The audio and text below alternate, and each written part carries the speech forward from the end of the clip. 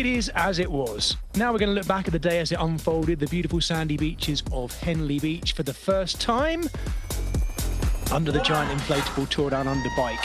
Gun was fired, and there was Pepijn Renderink, and I really thought he was going to have a go at getting into the breakaway to battle with this guy, Martin Urienstad, but it did not happen like that.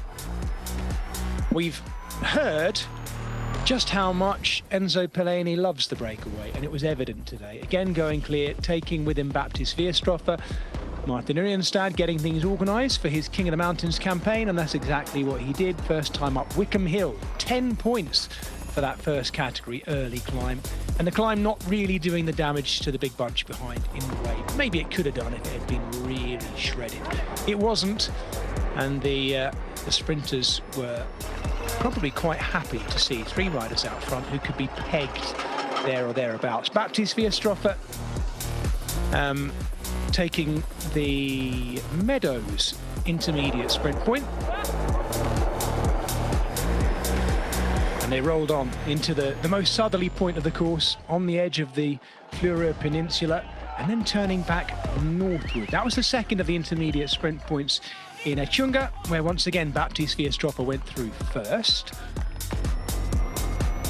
And then things started to get a little bit harder. Martin Urienstad had survived all the way to the final King of the Mountains point of the day too, Mount Barker, and it wouldn't be too long before he then would say goodbye to the other two. Not until they'd been through the finish line though. Made it through the finish line in Nairn, waved goodbye to breakaway specialist Enzo Pellegrini, and I have to say breakaway specialist Baptiste Veerstroffer. These are two really strong protagonists of the breakaway to have clear. You would think that was the end of Baptiste Veerstroffer. It wasn't though. He came back, and then this happened.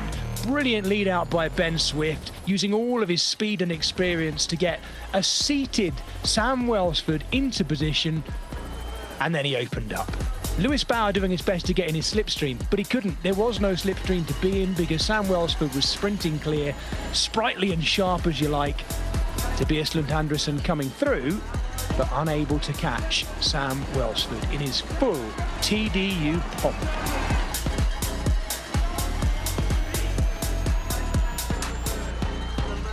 And in the background, Jake Stewart and Anton